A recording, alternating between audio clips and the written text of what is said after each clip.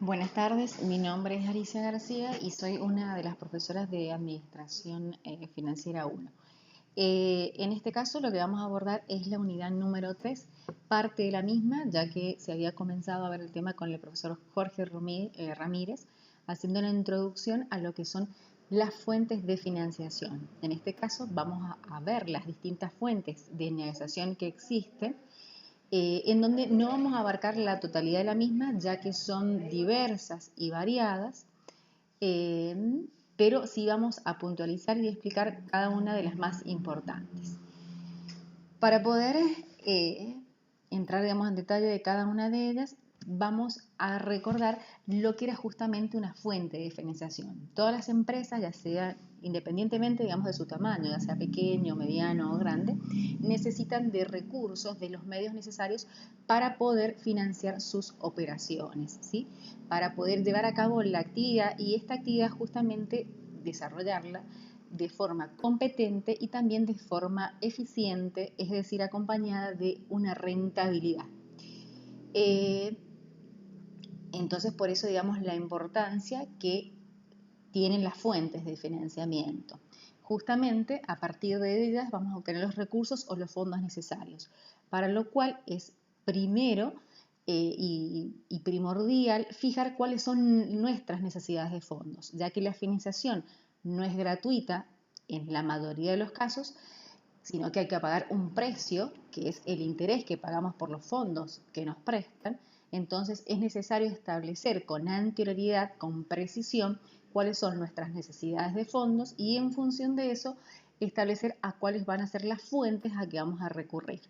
Entonces podemos decir que la fuente de financiación de la empresa es toda aquella vía que utiliza para obtener los recursos necesarios que posibiliten el desarrollo de su actividad.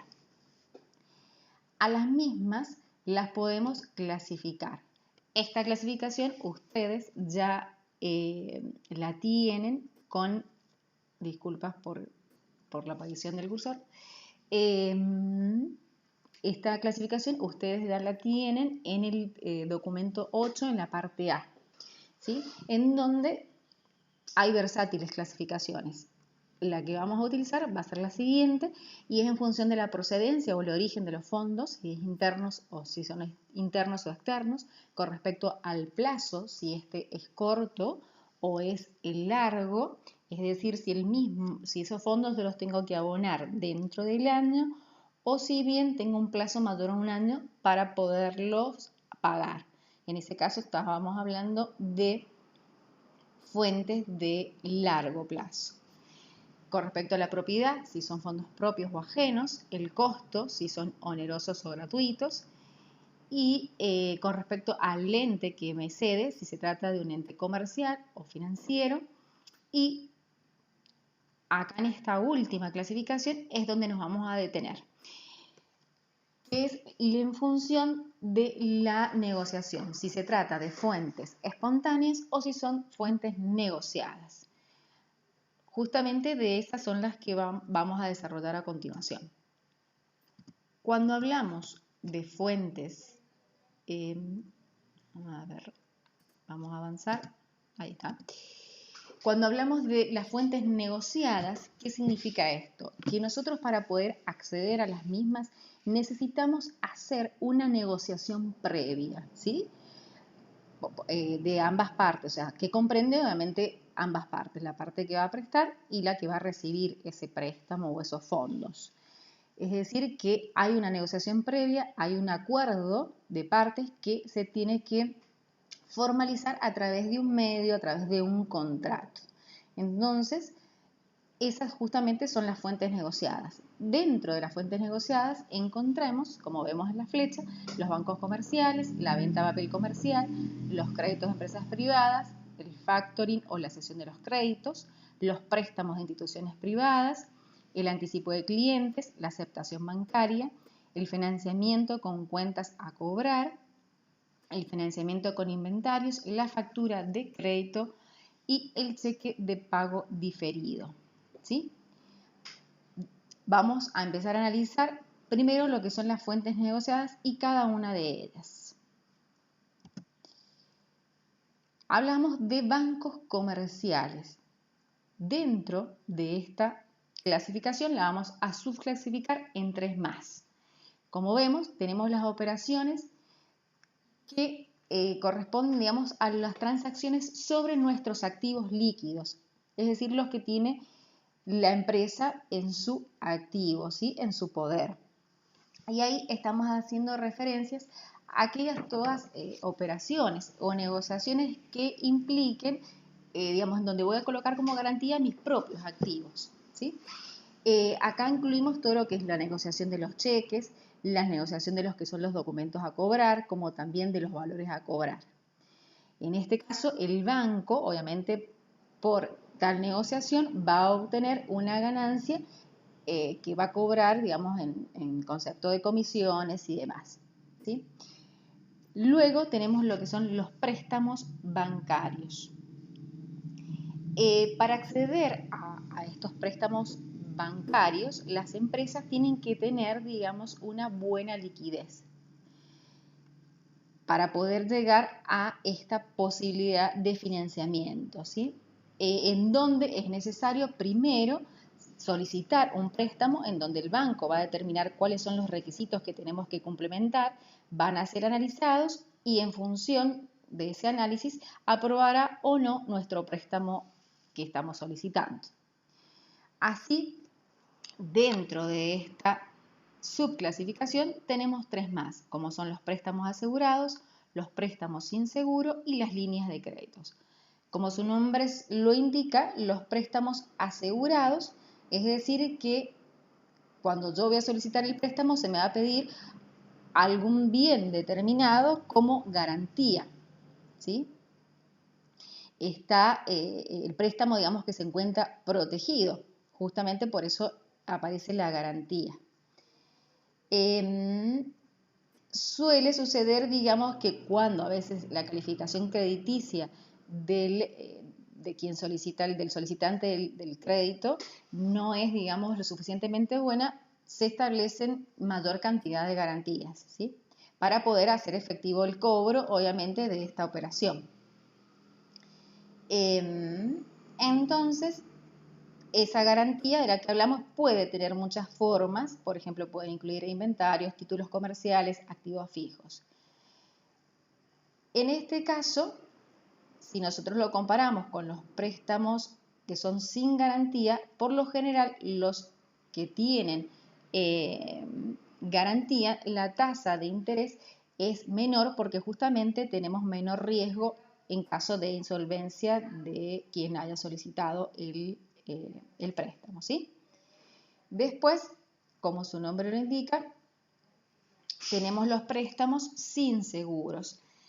Acá vendría a ser, digamos, el caso contrario del que estábamos hablando anteriormente, es decir, que no se nos va a solicitar la garantía.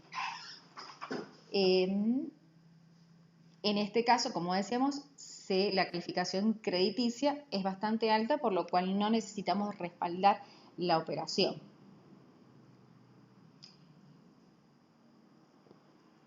Bien, vamos a ver por último, dentro de esta subclasificación, lo que son las líneas de crédito. La línea de crédito, ¿qué es una línea de crédito? Es un acuerdo informal entre un banco y el cliente que especifica, determina la cantidad que es máxima de crédito que éste va a necesitar y que la empresa justamente va a necesitar una cantidad determinada y en un momento también determinado o dado, ¿sí?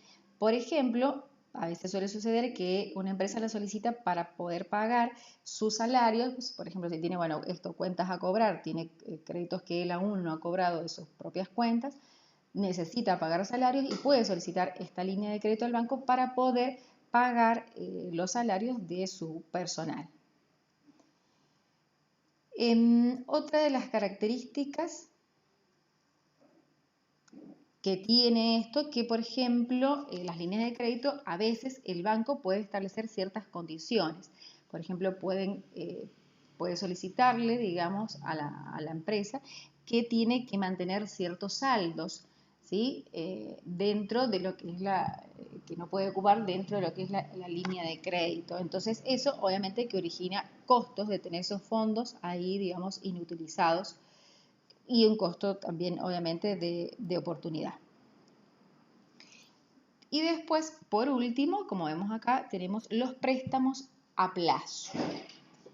Los préstamos a plazo, este tipo de créditos no resultan apropiados cuando, o sea, los anteriores tipos, los que acabamos de mencionar, los bancarios, a veces, digamos, no resultan apropiados para la firma cuando necesita fondos a corto plazo para un fin determinado, específico.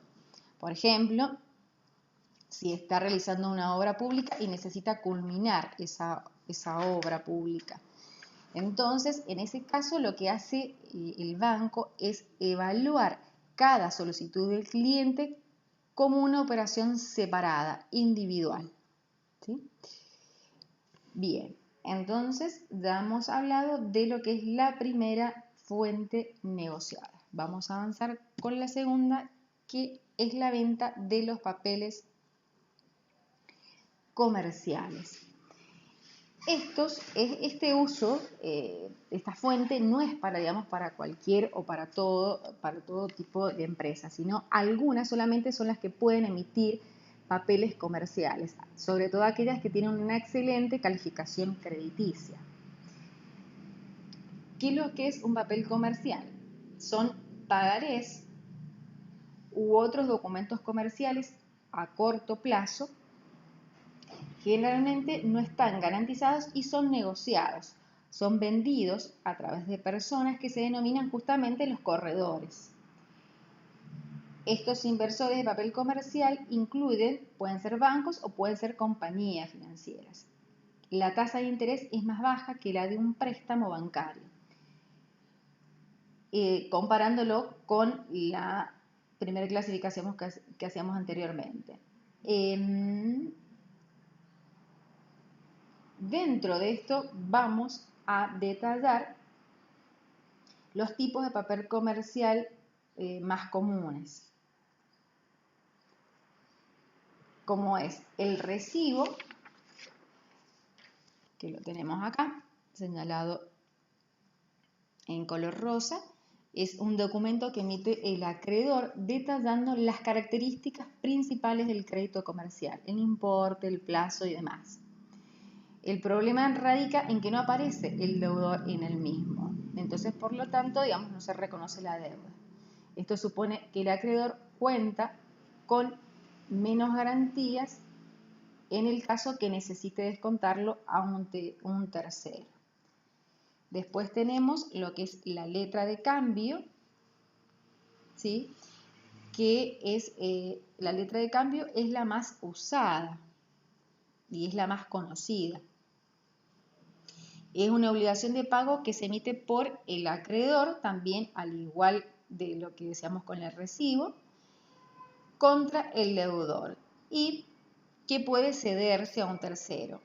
Este tipo de papel comercial tiene la ventaja que la posibilidad, digamos, de que se firme o se acepte por el deudor. Por lo tanto, da una mayor seguridad a la hora de descontarla por el banco.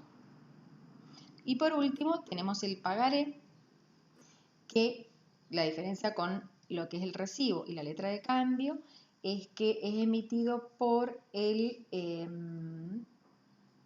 deudor, ¿sí? Sí, se emite, digamos, a la misma por el deudor. Entonces, ahora sí, el deudor es quien reconoce la obligación de pago sin tener que esperar a que lo haga el acreedor. El tipo de pagaré más conocido que encontramos es el pagaré bancario. Bien, entonces ahí hemos terminado lo que es la segunda fuente negociada. Después tenemos los créditos de empresas privadas. Estos créditos de empresas privadas, ¿sí?, tienen la característica justamente de que cuando nosotros no podemos acceder a una entidad bancaria, podemos acceder a estas fuentes, que es justamente las empresas privadas, que son distintas compañías que tienen como actividad la prestación de servicios financieros a los agentes económicos de la sociedad.